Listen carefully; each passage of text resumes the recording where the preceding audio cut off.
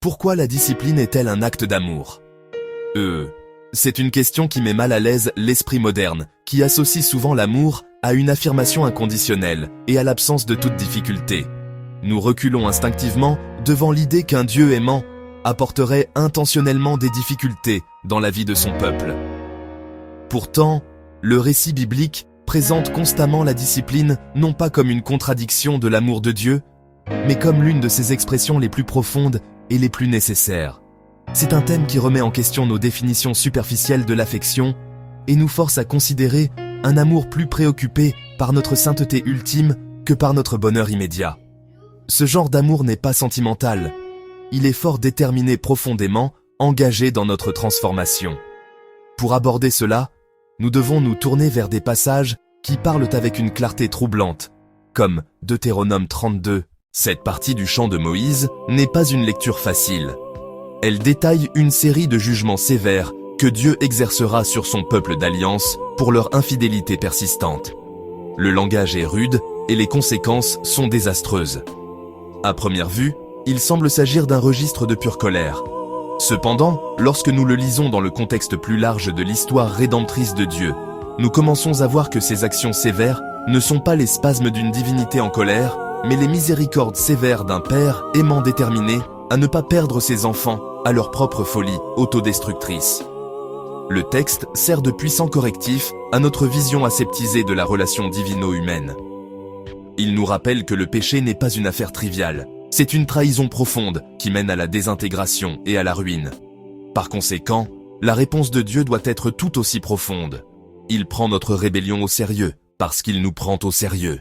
La première et la plus fondamentale façon de comprendre la discipline comme un acte d'amour est de la voir comme une forme de protection.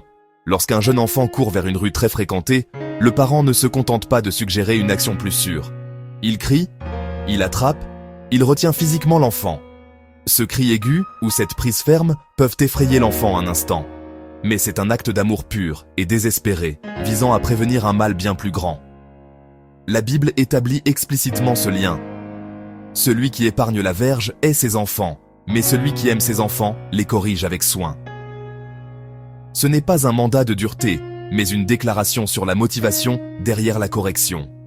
Dans Deutéronome 32, Dieu voit son peuple courir vers l'équivalent spirituel d'une rue très fréquentée.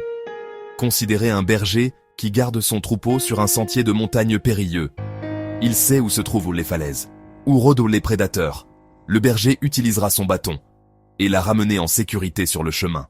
La discipline de Dieu est l'action du bon berger, qui voit les dangers que nous ne pouvons pas voir.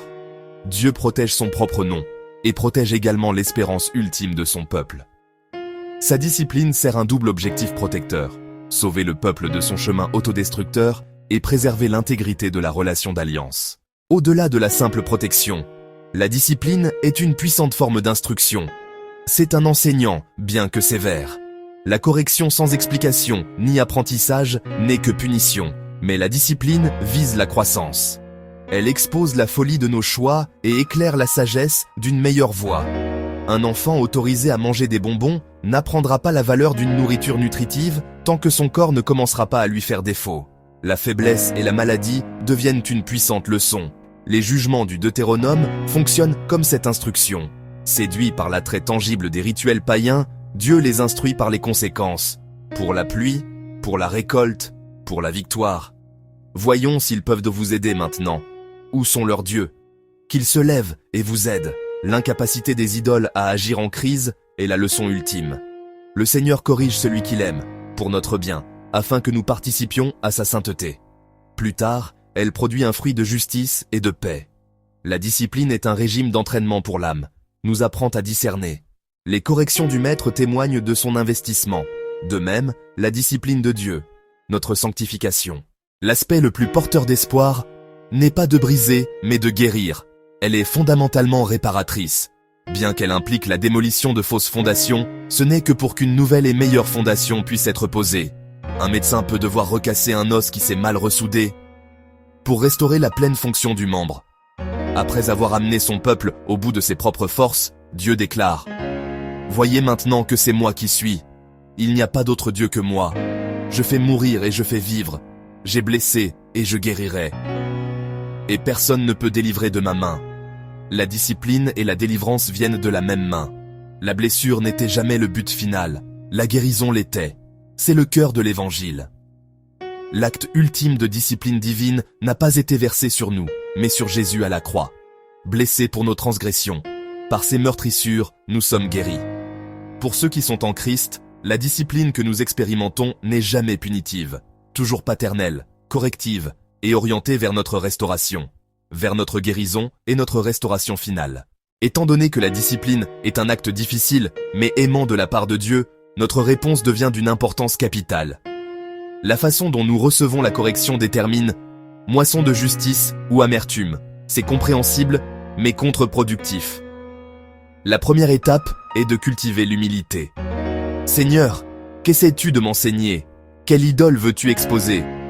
La deuxième étape, pratiquer la soumission.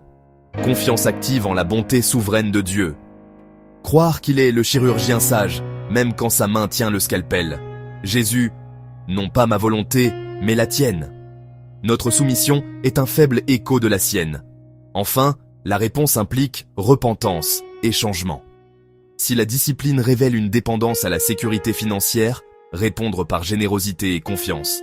Si elle révèle de l'orgueil, chercher des moyens de servir. Cette réponse active coopère avec l'œuvre de Dieu, pour nous rendre plus semblables au Christ. En fin de compte, la doctrine chrétienne de la discipline est profondément porteuse d'espoir. Elle nous assure que Dieu ne nous a pas abandonnés. Dieu vous traite comme des fils. Quel est le fils que son père ne discipline pas? La correction confirme paradoxalement notre adoption. Elle n'enlève pas la douleur, mais lui donne sens et but. C'est un signe qu'il est à l'œuvre, ponquant nos aspérites, purifiant nos motivations, nous façonnant à l'image de son Fils. Nos luttes font partie d'un grand projet rédempteur. Nous pouvons endurer le feu, destiné à nous purifier. Le chant du Deutéronome se termine par un appel à la joie. Réjouissez-vous, nation, avec son peuple. Le dernier mot n'est pas le jugement, mais l'expiation. La discipline conduit à la purification. Le chemin dans la vallée mène au sommet d'une communion renouvelée. Ce n'est pas un amour qui cajole, mais un amour qui sauve, assez fort pour blesser afin de guérir. Et c'est le plus grand amour de tous. Titre: Pourquoi la discipline est-elle un acte d'amour? Deutéronome 32, 23, 44.